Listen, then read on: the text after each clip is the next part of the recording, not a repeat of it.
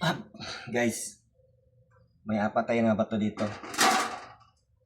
Gusto ko makita yung nakita ko dahil hindi ko alam kung ano to. Sa buong buhay ko, ngayon lang ako nakatagpo ng ganito.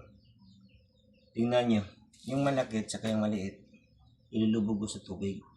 May isa dito na lilitaw. Tingnan nyo mabuti. Yan, tingnan nyo ha. Ayan o, tingnan nyo, yung malaki. Lumulutang siya, tingnan nyo.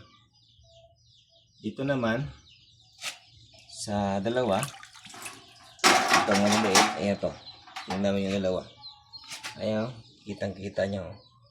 Bato yan pareho. Tingnan nyo sa dalawa. Pagmasdan nyo mabuti. Ilulubog ko sa tubig. Tingnan nyo kung sino sino dito ang lilitaw dito.